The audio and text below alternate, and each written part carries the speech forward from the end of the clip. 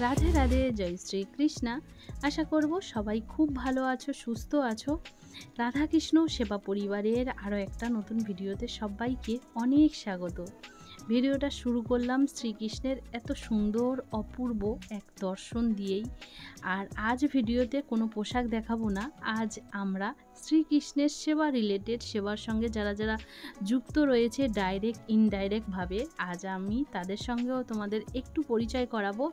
আর অবশ্যই এই রয়েছে আমাদের রাধারানী। তো ইনিই হলেন আমাদের মালিক, বিশ্ব ব্রহ্মাণ্ডের মালিক, আর আমরা কেবল তার দাস মাত্র।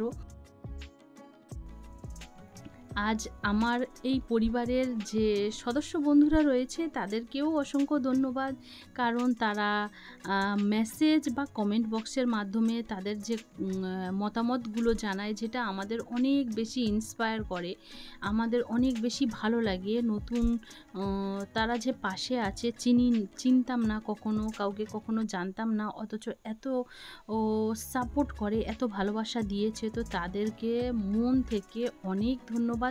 এভাবে ভালোবেসে যেও আর একটু পাশে থেকো। তো শুরু করা যাক আজকের ভিডিও। তো দেখো, ভগবানের সিঙ্গার, ভগবানকে সেবার জন্য বাকি বাড়িতে যেসব আরও যারা যুক্ত রয়েছে, আজ আমি তাদেরকেই দর্শন করাবো। তো এটা হলো আমার বাড়ির একদম যেখানে মন্দির বানানোর, মানে আমাদের বাঙালি বাড়িতেই জানো সবার একটা করে ঠাকুর ঘর থাকে, সেটা আলাদাভাবেই একটা করে ঠাকুর ঘর রাখা হয়। তো ঠিক তার পাশেই দেখাচ্ছি, আর এটা লাগানো আমার গাছ। এখানে পাখিরা যেহেতু এখন সন্ধে হয়ে আসছে, তো ওরা এসে এই গাছের মধ্যে বাসা করে থাকে। আর এটা হচ্ছে আমার বাড়ির একদম সামনের যে রাস্তা, আর বাড়ির সামনে কিন্তু একটা বিশাল বড় মাঠ রয়েছে। মাঠ বলা নয়, জমি, যেখানে ধান চাষ হয়। যেহেতু আমরা সুন্দরবন এলাকায় থাকি, অনেকেই জিজ্ঞেস করো দিদি তোমরা কোথায় থাকো। তো আমরা সুন্দরবন, যেটা জয়নগর নাম বললে তোমরা অনেকেই চিনতে পারবে। জয়নগর থেকে প্রায় 2.5 থেকে 3 ঘন্টা দূরে কিন্তু। আর এখানে যেহেতু প্রাকৃতিক দুর্যোগটা একটু বেশি হয়, নিচু এলাকা, তো এখানে ধান চাষটা অনেক বেশি হয়। আর আমার বাড়িতে লাগানো এবছরের প্রথম কিন্তু এই গাছের ফল হয়েছে জামরুল। আর দেখো কি সুন্দর ফল এসছে, প্রথম ফল এসছে, অথচ কত জামরুল হয়েছে, ফুল এসেছে। আর এগুলো কিন্তু সব যাবে শ্রীকৃষ্ণের সেবায়। যখন শ্রীকৃষ্ণের জন্য আমি যখন চ্যানেলের নামটা ঠিক করছিলাম, আমি বুঝতেই পারছিলাম না যে কি নাম রাখবো। নিজের নাম দিয়ে কোনো কিছু ভাবতেই পারি না। তো সেখানে মনে হয়েছিল আমরা যাই কিছু করি না কেন, সবটা তার সেবার জন্যই করি, সেবা। তো এই জন্য রাধাকৃষ্ণ সেবা। জানি না এরপরে কিছু নাম দেওয়াটা ভালো হতো কি না, তবে আমার মনে হয়েছিল এই সময় যে আমরা যাই কিছু করি না কেন সবটাই তো সেবা। তো এই জন্য রাধাকৃষ্ণ সেবা নামটাই রেখেছিলাম। আর এই দেখো, এই যে এখানে ফল বা গাছের ফল সমস্তটা কিন্তু সব থেকে আগে যায় শ্রীকৃষ্ণের সেবায়। তো এগুলো নিজের হাতে লাগানো হয়েছিল। পাতার ভীষণ প্রয়োজন হয়, তো মনে হয়েছিল যে এটা বাড়ির হাতের কাছাকাছি রাখলে খুব সুবিধা হবে। আর দেখো, এই গাছগুলো যখন লাগিয়েছিলাম তখন একটু হয়তো যত্ন নিতে পারতাম, কিন্তু এখন ব্যস্ততা বেড়ে যাওয়ার সাথে সাথে যত্ন তো নেওয়াই হয় না। গাছের যে গোড়ার কন্ডিশনটা দেখলেই মনে হবে যে সত্যি যত্ন নেওয়া হয় না। তো এখানে জলটা দেওয়ার একটু সময় পাই, বাট এমনিতেই সময় হয় না। এই যে গাছগুলো দেখছো, এই গাছগুলো কিন্তু মানে ফেলে দেওয়া দানা থেকেই গাছগুলো হয়েছিল। আমরা আর তুলে অন্য জায়গায় বসানোর চেষ্টা করি না, কারণ পেঁপে গাছ ভীষণ শুকি গাছ হয়ে থাকে। তো তার জন্য না বসিয়ে ওই জায়গাটাই গাছ ছিল, আর তার থেকে ফল হয়েছে। তো এগুলো সবটাই কিন্তু যখন পাকবে, ওখান থেকে তুলে ডাইরেক্ট ভগবানের সেবায় যাবে, তবে কিন্তু সেই জিনিসটা আমরা পাবো।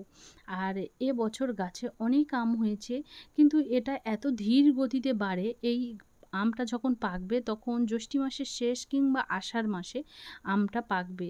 কাঁচা অবস্থায় ভীষণ টক থাকে, কিন্তু পেকে গেলে প্রচণ্ড মিষ্টি, প্রচণ্ড মিষ্টি হয়।